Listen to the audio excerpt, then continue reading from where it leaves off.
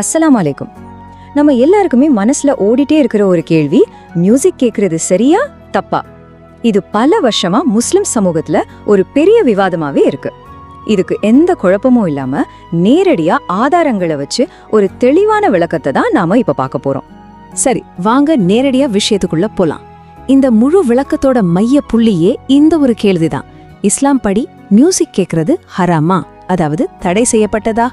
வாங்க இதுக்கான பதில படிப்படியா ஆராயலாம்.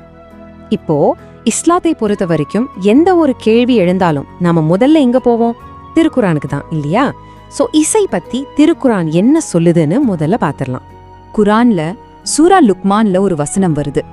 இந்த வசனம் தான் இசை சம்பந்தமான விவாதங்கள்ல அறிஞர்கள் முதன்மையா எடுத்து வைக்கிற ஆதாரம். அதுல அல்லாஹ் சொல்றான், சிலர் இருக்காங்க, அவங்க அறியாமைனால மக்களை வழிகெடுக்க வீணான பேச்சுக்களை, அதாவது லஹவுல் ஹதீஸ விலை கொடுத்து வாங்குறாங்கன்னு. இங்க நாம ரொம்ப கவனிக்க வேண்டிய வார்த்தை லஹவுல் ஹதீஸ். சரி, அப்போ இந்த லஹவுல் ஹதீஸ்னா என்ன? அதுக்கு என்ன அர்த்தம்? இதுக்கு பதில் தெரிஞ்சுக்க நம்ம நபி ஸல்லல்லாஹு அலைஹி வஸல்லம் அவங்களோட தோழர்கள் கிட்ட தான் போகணும். இப்னு மசூத், இப்னு அப்பாஸ் மாதிரியான பெரிய சஹாபாக்கள் என்ன சொல்றாங்கன்னா, அந்த வார்த்தை இசையத்தான் குறிக்குதுன்னு சத்தியம் செஞ்சே சொல்றாங்க. யோசிச்சு பாருங்க, அவங்களோட இந்த விளக்கம் இந்த வசனத்துக்கு எவ்வளவு தெளிவு கொடுக்குது. ஓகே, குரான்ல மறைமுகமா சொல்லப்பட்டிருக்கு. அடுத்தது இஸ்லாத்தோட இரண்டாவது ஆதாரம் நபி மொழிகள். நபி ஸல்லல்லாஹு அலைஹி வஸல்லம் அவங்க இந்த விஷயத்தை பத்தி என்ன சொல்லியிருக்காங்கன்னு பார்க்கலாம். இது நமக்கு இன்னும் ஆழமான ஒரு புரிதலை கொடுக்கும். பாருங்க, இதுதான் இந்த டாபிக்ல ரொம்பவே நேரடியான அசைக்க முடியாத ஆதாரமா இருக்கிற ஹதீஸ். சஹீஹுல் புகாரில பதிவு செய்யப்பட்டிருக்கு. இதுல நபி ஸல்லல்லாஹு அலைஹி வஸல்லம் ஒரு முன்னறிவிப்பு செய்றாங்க. என் சமூகத்துல ஒரு கூட்டம் வரும், அவங்க சில ஹராமான விஷயங்களை ஹலால் ஆக்குவாங்கன்னு சொல்றாங்க.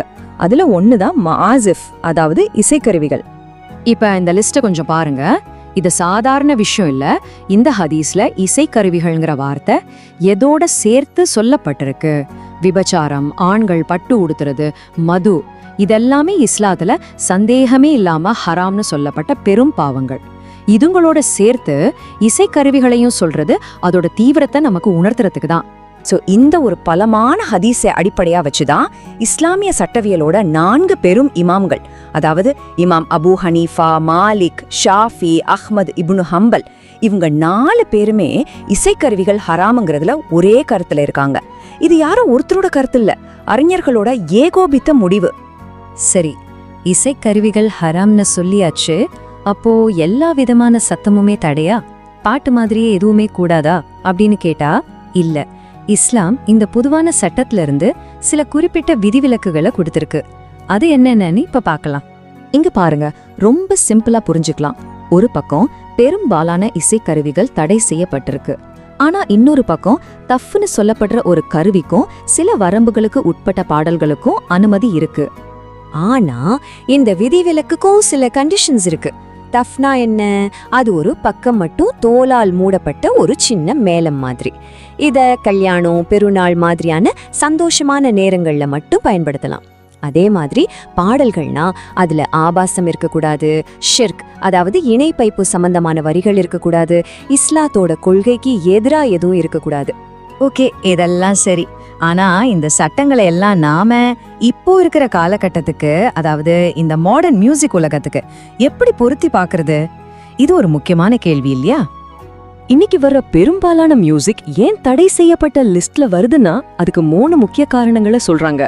ஒன்னு, லிரிக்ஸ், அதாவது பாடல்களோட வரிகள் பெரும்பாலும் ஆபாசமாவோ இல்ல அர்த்தமே இல்லாததாவோ இருக்கு. 2வது, அதோட எஃபெக்ட். அது நம்மள ஒரு விதமான மயக்கத்துல வச்சு அல்லாஹ்வை நினைக்கிறத விட்டும் வணக்கங்களை விட்டும் நம்மள மறக்கடிக்குது. 3வதா, அறிஞர்கள் சொல்ற ஒரு முக்கியமான விஷயம், அது நம்ம உள்ளத்துல நயவஞ்சகத்தை, அதாவது முனாஃபிக் தனத்தை வளர்க்குது.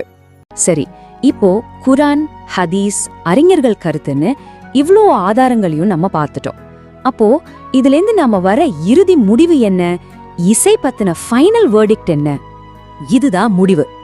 நாம பார்த்த குரான் வசனம், ஆதாரபூர்வமான ஹதீஸ், 4 இமாம்களோட கருத்துகள், இது எல்லாத்தையும் வச்சு பார்க்கும்போது பெரும்பான்மையான இஸ்லாமிய அறிஞர்களோட ஒருமித்த கருத்து என்னன்னா, இசைக்கருவிகளோட வர்ற இசை ஹராம், அதாவது தடை செய்யப்பட்டது. சரி, அப்போ இசை வேண்டான்னு வச்சுக்குவோம். ஆனா மனசு கஷ்டமா இருக்கு, ரொம்ப ஸ்ட்ரெஸ்ஸா இருக்கு, ஒரு அமைதி வேணும்னு தோணுது, அதுக்கு மியூசிக் தான் நிறைய பேர் சொல்றாங்க. அப்போ இஸ்லாம் அதுக்கு என்ன மாற்று வழியை காட்டுது? இது ரொம்பவே நியாயமான ஒரு கேள்வி. அதுக்கு இஸ்லாம் சொல்ற பதில் ரொம்பவே அழகானது. உண்மையான நிரந்தரமான மன அமைதி வேணுமா? அப்போ திருக்குரானை ஓதுங்க, அதோட அர்த்தங்களை கேளுங்க. ஏன்னா அல்லாவே குரான்ல சொல்றான், இதயங்களுக்கு மருந்தாகவும் அருளாகவும் தான் குரான் இறக்கப்பட்டிருக்குன்னு. இதுக்கு மேல ஒரு அமைதி எங்கிருந்து கிடைக்க போகுது? கடைசியா இந்த விளக்கத்தை ஒரு இஸ்லாமிய பண்போட முடிச்சுக்கலாம். நாம எவ்வளவுதான் படிச்சாலும் பேசினாலும் முழுமையான அறிவு, முழுமையான ஞானம் எல்லாமே அல்லாவுக்கு மட்டும்தான் சொந்தம். எல்லாத்தையும் விட அல்லாவே மிக அறிந்தவன்.